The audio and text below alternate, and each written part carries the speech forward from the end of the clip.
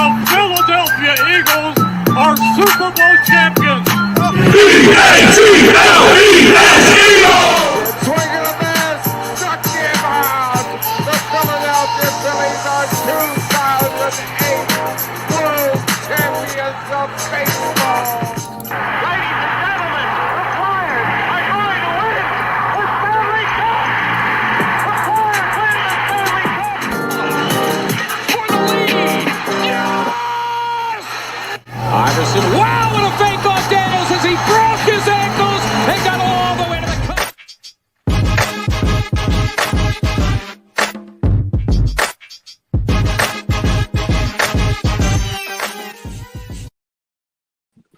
Good morning.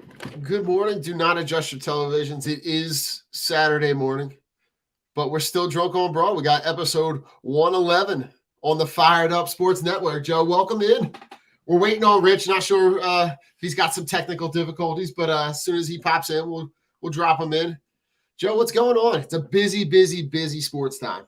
Oh my God, man! Where do we begin? It's been a whirlwind with the Birds, with the guys leaving and guys coming in, and the cap situation, and what they're going to do next, and you got the looming deal. We're going to have to throw Jalen Hurts' way. So there's a lot on the docket, man.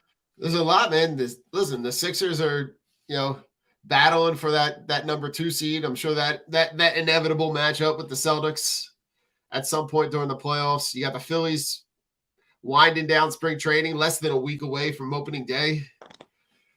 You got March Madness. You got if you can't find some sports to watch, man, you are on the wrong streaming cable service, whatever you got. Joe, let's just start with the Eagles, man. They make what I would say is a couple minor transactions.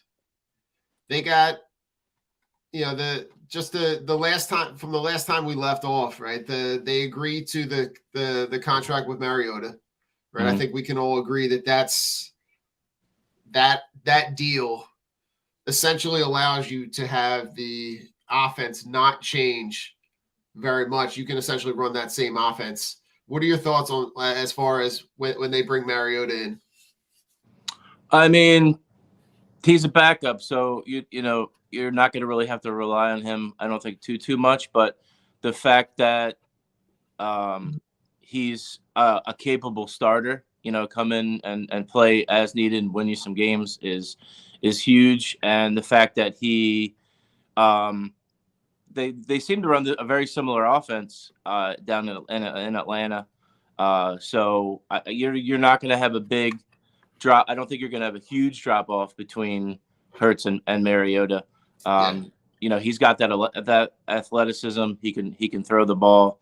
I think he's a perfect replacement for the fact that we lost Gardner Minshew. Yeah, I mean, I saw. Who did I see? Johnny Uleka, one of the guys from the AAT Birds, right? He put out a little highlight package of Mariota in Atlanta, and a lot of the offense runs that they run it in a similar way.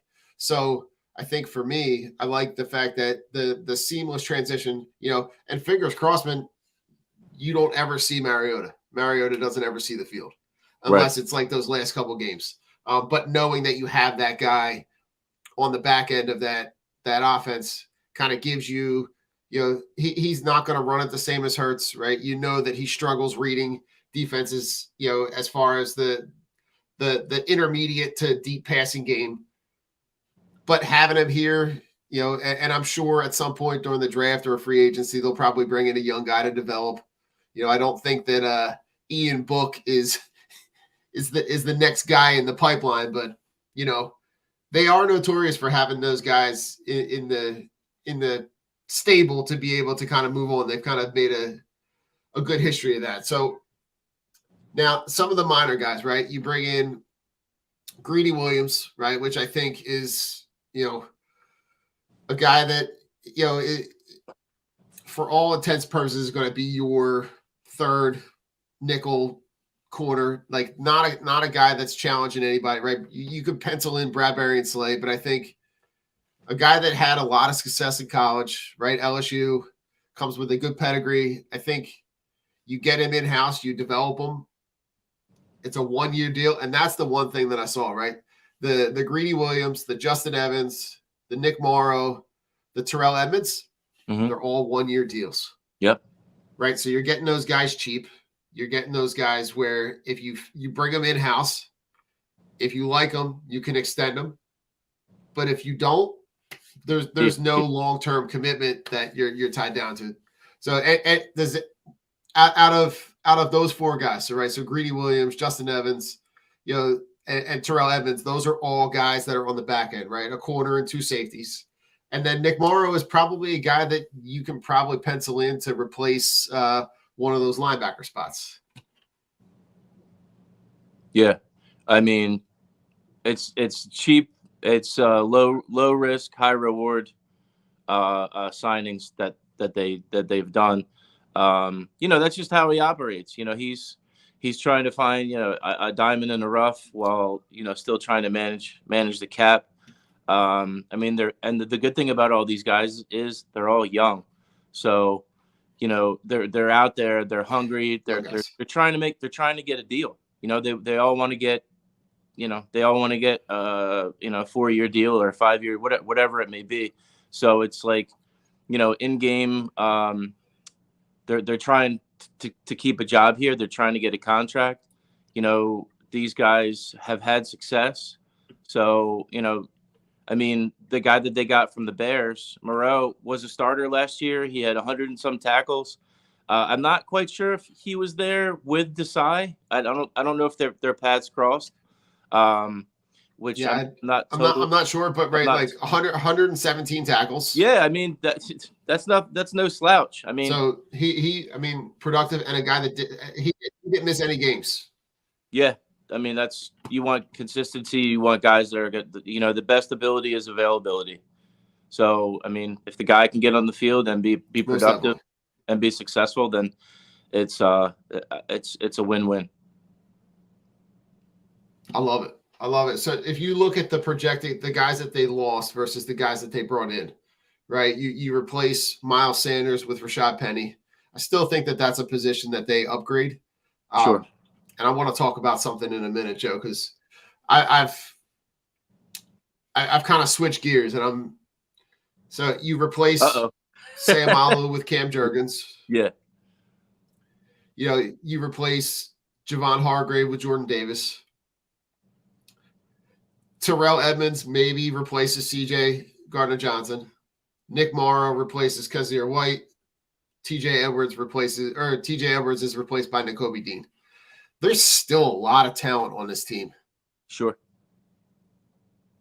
There sure is. And I don't think that there's not gonna be as much of a drop off as people think. I think the amount of players that exited, I think, is the alarming piece that people are like, oh my God, we're losing all these guys. The talent that's still in-house is still pretty impressive, especially on the offensive end, which is where, Joe, I want to propose something to you. What are your thoughts about adding Bijan Robinson to this offense? And where does that where can you allocate that pick that you're cool with it?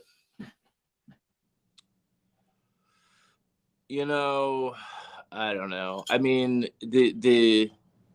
The whole thing with the drafting the running back in the first round and then connecting that to the Eagles is just like something that just does not happen. But here's the thing also too that you have to take into consideration. If he is as good as they say he is, then all your negative thoughts or it might not be a good fit or why are you taking a running back so high, it's not really an area of necessarily of need for what this team needs. That offense would be just it was already unstoppable last year, and it would be it would go up a whole nother level if he came in here and played like they say he's going to play. Listen, Joe, I'm all in on Bijan Robinson at this point. Like, I'm all in on, like, put as much talent on the offensive end and just outscore everybody. Yeah. Because I think, like, you put the talent of Bijan Robinson on the same field as A.J. Brown, Devontae Smith, Jalen Hurts, Dallas Goedert, and that offensive line. Yeah. You can essentially, you know, the only way that you're going to get stopped is if you stop yourself. And I think you have enough talent on defense to be able to hold a team and be able to outscore them. I'm all in. I think if, you know, and Howie's a wheeler and dealer, I think if you trade back from that first pick and maybe take him in the teens or in the 20s, I'm okay with that. And then you still have that pick at 30 where now it's completely out of character, right? Howie is they're never going to draft for need. They're always going to draft for position, which is O-line, D-line, which is why this is a pipe dream.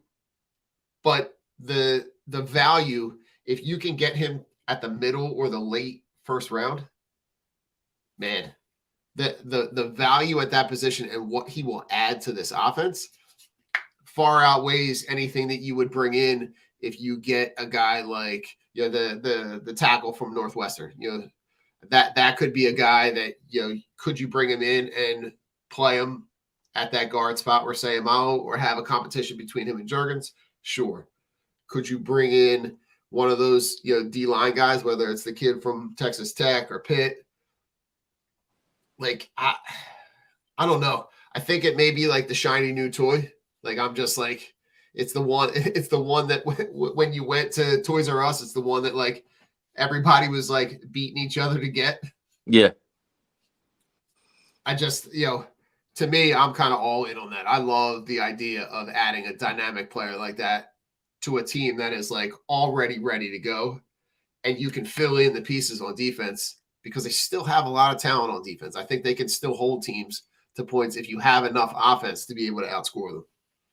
Absolutely.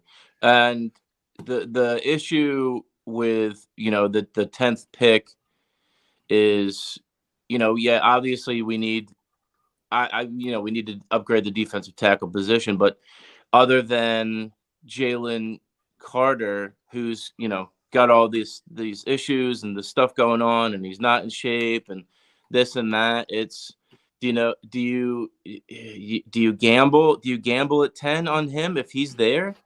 Would you take Jalen Carter at 10 if he's there?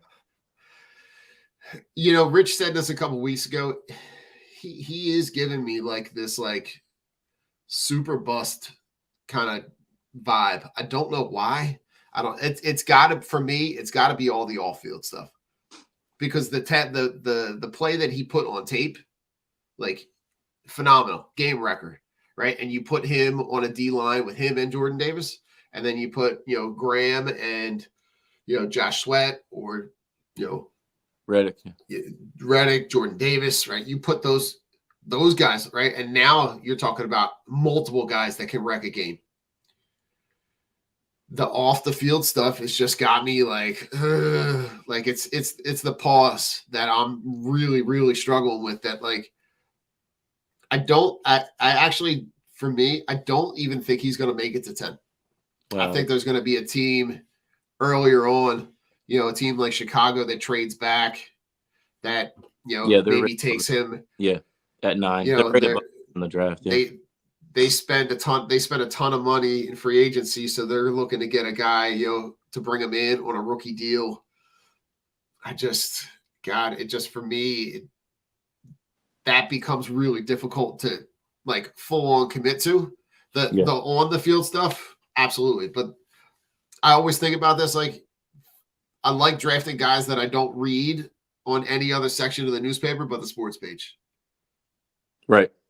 And for me, like, that guy just, God, who did Rich compare him to? Who was the Albert Hainsworth? Oh, yeah. right? Gets Yeah. the huge contract and then just essentially Falls off. takes a dump on his career. Yep. So I don't know. It would be intriguing though. I'll tell you what, Joe. I wouldn't be mad or angry if they brought him in. I think there's a lot of guys that they could take there, right? They could take Christian Gonzalez. They could take the Skoronski. I don't know. Mhm. I don't even know if I'm Northwestern. saying that right. Yeah, The no, I kid think from you're right. Northwestern. Yeah. You could take Jalen Carter. You could take the availability at that pick. I think, Joe, I think what you're going to see, I think that is the pick that Howie moves,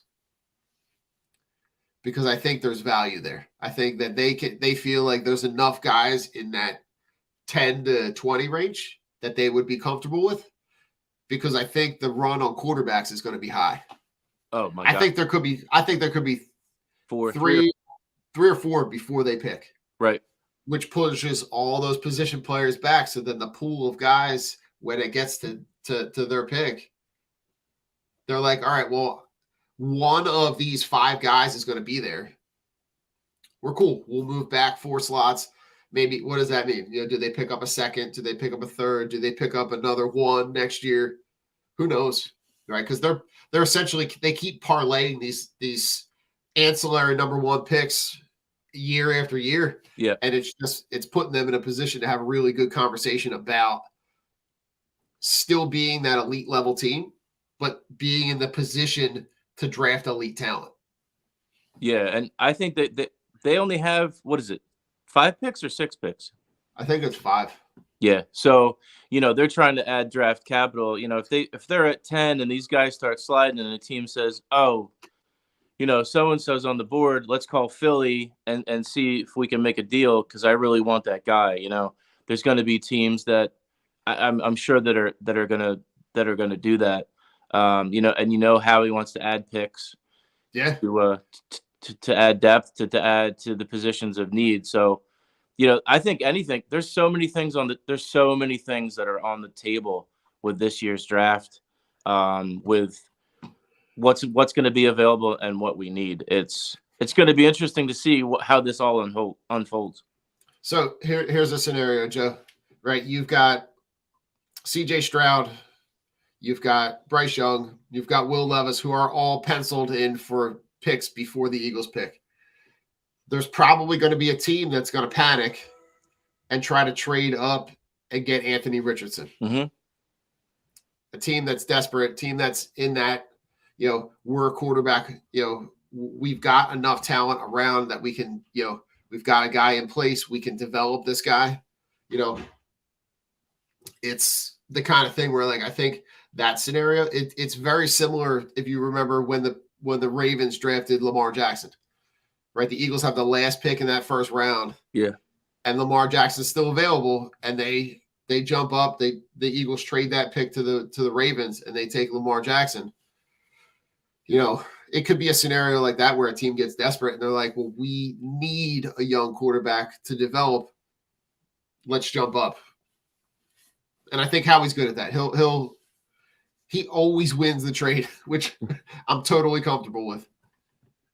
Absolutely. I mean, he's shown that, for all the Howie bashers, and I mean, I was one of them for years, but the fact of the matter is he's a magician. He's a magician with the salary cap, and he's a magician with making, all these free agent moves. It's just, he just needs to be more consistent in the draft with drafting players players at positions that we need, and they need to get on the field right away and be effective and make an impact from day one.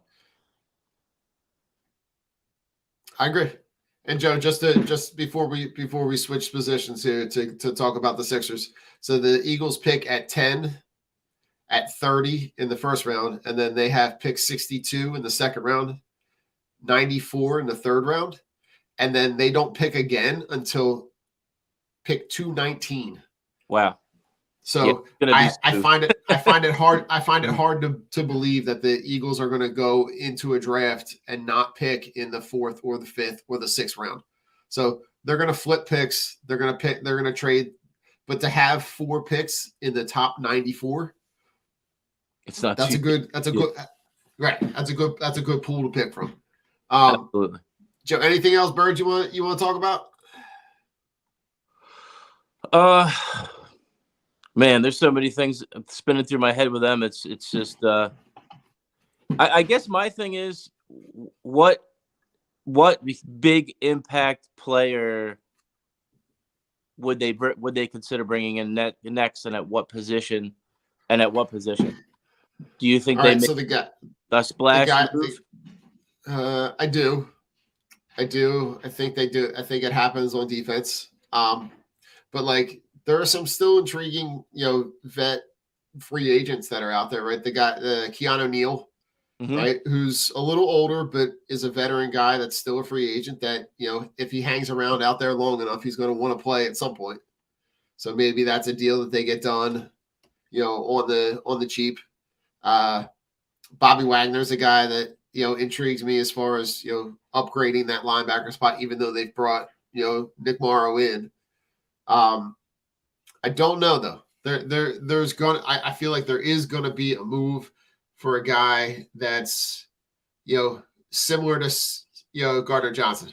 Last year of his deal, they identify him as a guy that's not going to re-sign with the team. The team wants to move on to get some kind of, to recoup some kind of capital from him. So that I think there's another. Joe, there's always let's be honest. There's always another move. Yeah. The AJ Brown move no one saw coming in the draft. The Bradbury deal, they kind of, lucked into that one with the Giants, moving on from him. The CJ Gardner Johnson thing happens, a couple weeks before the season starts. I think they're always on the phones. Howie's phone is always charged, always at 100%. Yeah. And now you have to consider too, we lose Pascal, who didn't have, a big time role in this offense, but still he was a good quality vet who had some decent catches here and there. So now you have him gone, and then you have Watkins, who had a subpar year. I think too, you have to consider, who's your third receiver? Is it Watkins? Does Watkins get moved to 4? After Smith and Brown, you've got a lot of question marks. Yeah. Oh yeah. 100%. Oh, all right, Joe. The Sixers out on the West Coast, right? They play Golden State last night. They rally from 11 down. They end up losing, late. The Warriors pull away late, but they're playing this. They're out playing the Suns, tonight. But they're every time I watch this team, man, Joel Embiid is just it's an understatement to say he's showing that he's the best player in the NBA. Absolutely. I think now you're starting to see coaches and players around the league. I heard can't remember the interview podcast, whatever, with DeMarcus Cousins saying this, it's time to give Joe his flowers. Like the guy is playing out of his mind. Talk to me about Embiid. Yeah, I mean, it kind of goes without saying about the level of consistency and the level of domination. He dominates every team. There's no you can't. He's unguardable. And he's in a class and at a level where he's up there by himself. He's far and away the most dominant player in the NBA, and I've given him a lot of crap about his work ethic and how he approaches each game and him, with the load management, but that's just the NBA that we're in now. He's he's like indescribable about how talented, how elite he's playing right now. Like he's just playing out of his mind, and he does it, and he looks at me. He makes it look so easy. He looks like he's a guard. He looks like he's a forward. He looks like he's a center. His presence on the court is just, it can't be matched. It can't be matched. And if he doesn't win the MVP, I mean, I don't know what else the guy needs to do. I mean, Yeah, there's I mean, there's got to be like a vendetta or something against this guy to not win the MVP at the way and the level that he's able to dominate game in and game out. I mean, it's every game. You know, he's scored in 40 points, close to 50 points, 35 points, 30 points. Like he had that game where I think he only scored 12 points the other night, but he tweaked his calf. Or, he would have scored. He scores 30 plus points without even trying. You look up and you're like, oh wow, he's got 36 points, and it's just like ho hum. it really is. And I think I heard someone talking about this. Like if you're a betting person, right? The Joel Embiid over, if you just put $1 on it every time, Yeah, and it'll hit, because it's, if I'm looking back, like, you're talking about in the month of March, they're 10-3. They're just winning. They're winning games impressively.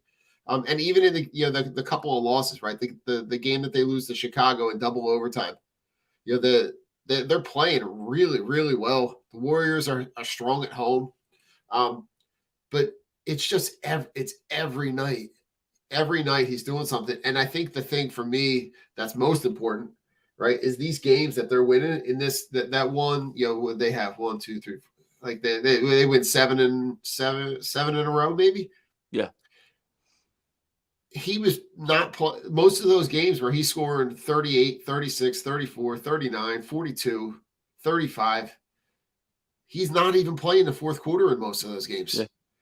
And that rest is huge, because that allows him to play more and not have those rest games, because he's playing, his points per minute is just bonkers, right? He's putting up 38 in 29 minutes.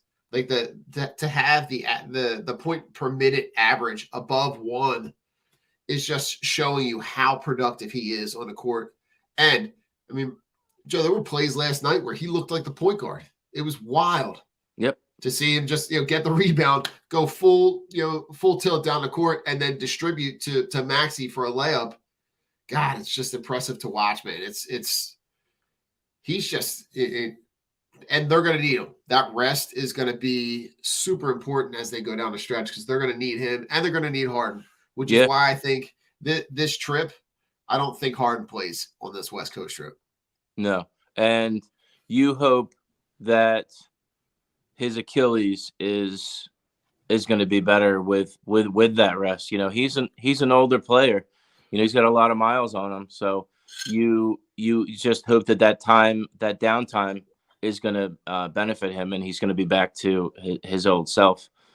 Because I mean, that's the biggest thing. The biggest thing with this team is to remain as consistent as possible and be healthy when you're getting into the playoffs. Because it's if we're down Harden, or if JoJo's not as close to 100% as possible, this team is probably going to be in trouble, because we've seen in the past where especially a guy like Harris, who's actually been really good, and I can't say anything bad about Harris, but it's all about the playoffs. Like, I'm so happy to see where they are, but I always have this thing in the back of my head. It's like, what is this team going to do in the first round of the playoffs, in the second round of the playoffs, when the game's on the line? Yep. Are these guys going to rise to the occasion? If they're playing Milwaukee, if they're playing Boston, it's Boston to some extent, they've got to be in their head. They've got to be in their head. I'd be really surprised if they weren't. How do they handle that? That's it for me, because you can win all these games in the regular season and show all your dominance, but when the chips are on the table, you got to show up. They've got to do what they're doing now in the playoffs. Yeah, 100%. I think the last time they played Boston, the interview with Embiid afterwards, right, about the rivalry between the Sixers and the Celtics, and I think the honesty in that quote of it's not really a rivalry because they've been kicking our ass for a couple seasons. I think they know right now that unless something monumentally changes between now and in the next 10 games between now and April 9th, I think you're talking about an inevitable matchup in the second round with the Celtics. And God, if you can manage to hold on and have that number 2 seed and have home court advantage in that game versus Celtics, huge. The advantage of being able to play the first 2 at home, but also have that home game on Game 7 in your pocket, just would make a huge difference for this team. So, the schedule is not going to be kind to them. They're going to earn, if they're going to get that second seed, they're going to earn every ounce of it because, the way that the season wraps up, right? They're at Phoenix and Denver, Saturday and Monday, and then they play Dallas, Toronto, Milwaukee, Boston, Miami, Atlanta, and Brooklyn. Yeah. So it's they're not the only cupcake on that schedule is Brooklyn. At the end of the season, which at that point probably won't be a game. You'll probably see most of the Bluecoats play in that game. So I don't know. I love where the fight and the battle back, because you saw them struggle towards the middle of the season, but they've been super impressive. And if I'm looking at, I'm trying to pull up the standings right now because you've got. So they're a game and a half back for the Celtics. So can you make up a game and a half? You're going to need the Celtics to play to drop a couple that they're supposed to win. And the Sixers are basically going to have to win, that they've got basically one loss in a pocket to be able to maybe move up. But it doesn't look great considering the Harden injury. I don't know. Yeah. Just hard. It's hard to kind of play that role. So it is. And you're also going to need this bench to show up in the playoffs. And like I said, it's all about consistency. Like, they lost last night. You're looking at the box score. And I go back to George Niang. George Niang is the epitome of inconsistency. He'll give you 15 points and then he'll give you 3 points. He'll give you 12 points, then he'll give you no points. It's those minutes that he does get, he just has to be consistent. He's got to be more available and more locked in every single night, because that's going to come back and bite you in the ass in the playoffs. Yeah, I agree. Joe, let's switch gears. It's Phillies. The Phillies opening day, right? Starting next week. We get the news drops, late this week, right? I think at this point we've all seen that injury happen, that non-contact injury, right? Where you're just running. I think right away the most likely scenario is the ACL, right? They do the MRI, comes back, he's done, essentially ends his career for Hoskins as a Philly, considering he's going to go into free agency. I really love the fact that he had the postseason that he had. If that was going to be the last part of his Phillies career that we remember, great that he had those moments, right? Without Harper having that home run to send us to the World Series, he's probably the MVP of that round of the playoffs. Mm-hmm. So, with that injury, Joe, what's your best case scenario for how they replace him in terms of, you're not going to replace the productivity, you're not going to put 30 to 40 home runs back into this lineup, but how do you offset that injury so that this team, because there's again still a ton of talent throughout that lineup? Yeah, I mean, there's I guess there's several different scenarios and several different cases of where we can go with this, but from what I mean, myself, I'm probably trying to make a move. I'm trying to see, who's available. and at what cost. You're like, obviously, Okay. you don't want to give up too high of a prospect, because some of these guys that are in our system are actually good now. So Yeah. it's a nice change. They're gonna go the Derek Hall route to start off, which I'm fine with. I mean, here you go, kid. Like, hey, it's your time to shine. Like, if you're built for this, if you're meant to be up here and be on this team Right. and all that, I think it's his chance to do it. I mean, you could move Bohm to first and bring Sosa to third, which I'm not totally sold on doing that, because I don't think Sosa's a starter.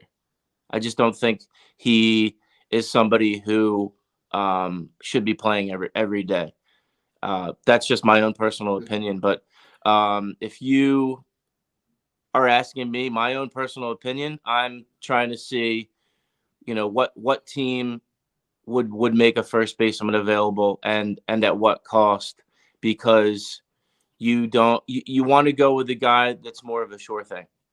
And I think you're going to get more of a sure thing from a guy who's probably not on this team.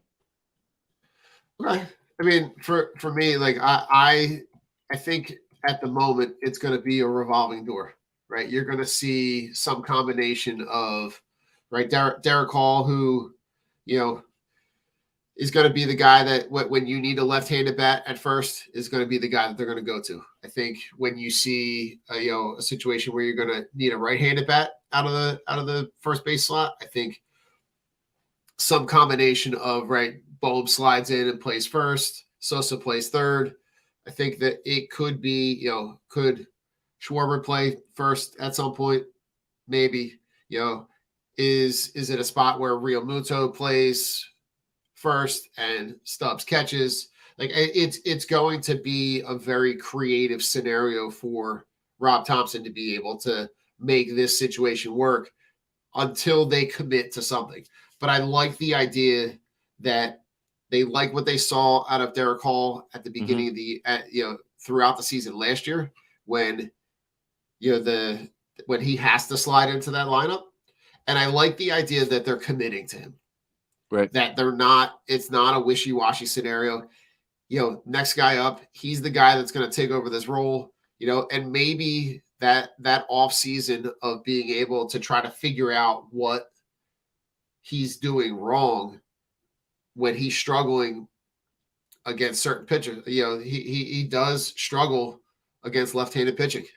So he's a guy that I'm looking at to say, hey, like, let's figure this out. I think you give him some opportunities to hit against both righty and lefty pitching, to see if he can. Because if he can, and you can create more consistency at that first base position, man, does that then open up that DH spot for you to really get guys rest?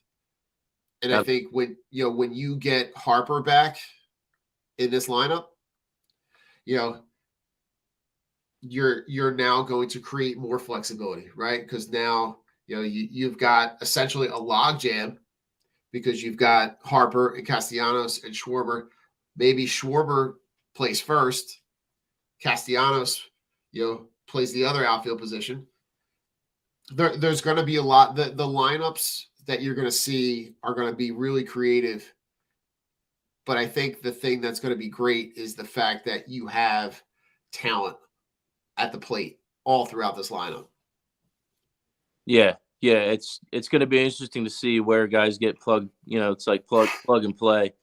And it really, I think the X factor is Derek Hall, because if he comes in and if he's ice cold, or if he's ice cold and he's ice cold for a month or a couple months, like,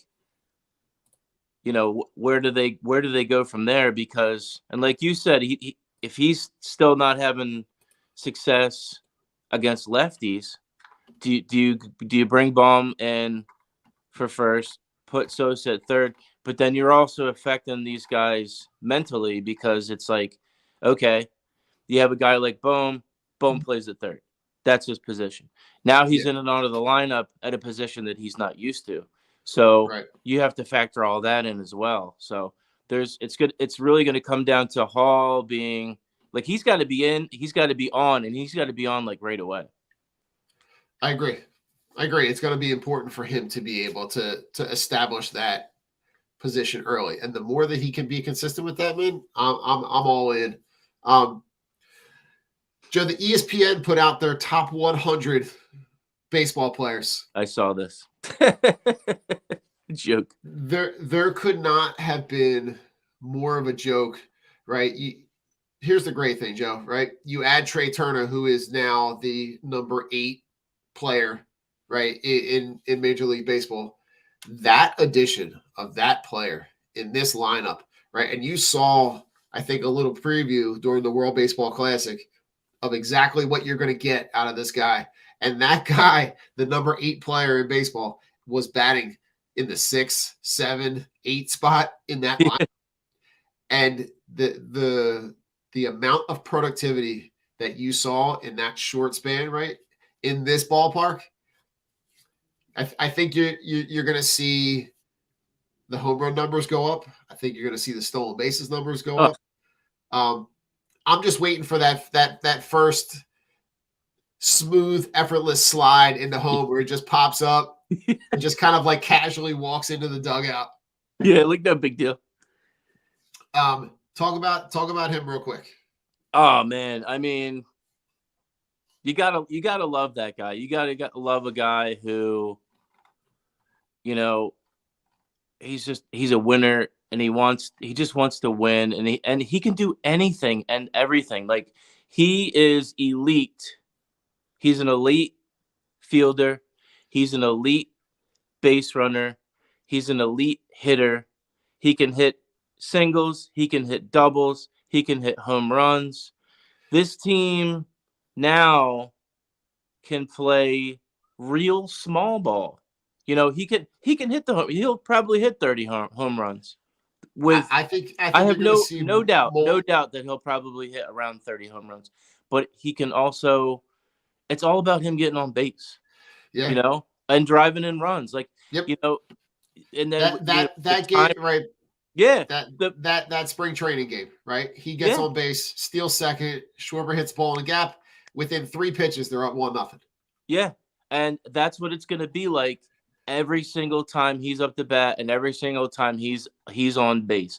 Where is Trey Turner? You know, you got the timer now with the pitchers. You got the timer now when you're up to bat. There's no shift. So this team, you can only throw a pickoff throw twice. Right. And then so as soon as that second pickoff play goes, then you're awarded a base. So he's gonna screw with all these pitchers. 100%. 100%. It's a great problem to have, and he's on our team. So he is all around. He's just amazing. Probably one of the best players that we've ever had on our team. So yeah. I can't wait, because you want to talk about consistency. I mean, the guy hits for average, you know, getting on base and stealing bases, and he could just fly, man. He can fly, and it's just wild. He's going to be so much fun, though. I mean, yeah, look at the World Baseball Classic, and, you know, transition that to the Phillies at Citizens Bank Park. Oh my God, I can't wait, dude. I can't wait. You got it. Hey, listen, and then you get Real Muto is at 21. The craziest part for me, right? No, Aaron Nola is number 26, ahead of Zach Wheeler in this list, right? But the biggest travesty, right? You have, in order to find the guy who was last year's MVP, basically carried this team with one arm to the World Series. Joke. Haters. Is number 58. There is no way that you can, with a straight face, sit here and tell me that Bryce Harper is the 58th best player in Major League Baseball. You just can't. I think they're looking for clicks. They're looking for, you know, 100%. To get a reaction. Like, people, because anybody The- that knows the sport and anybody that knows baseball knows that that's a crock of crap. Yeah.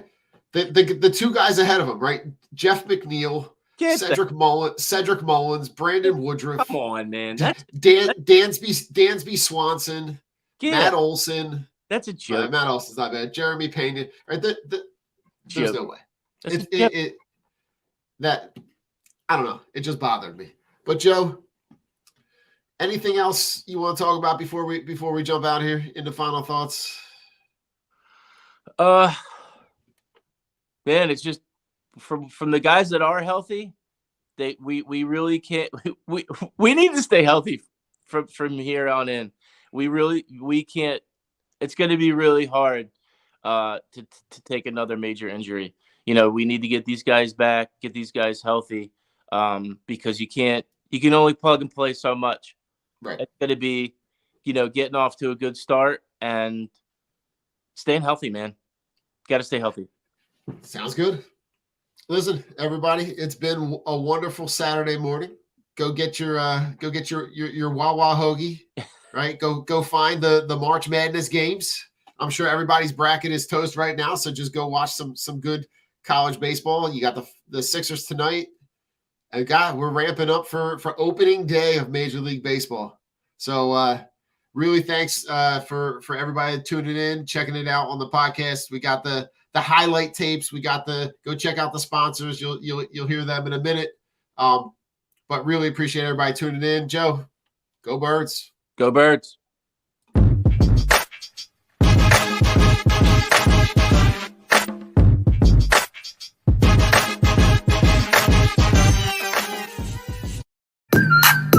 The Philadelphia Eagles are Super Bowl champions.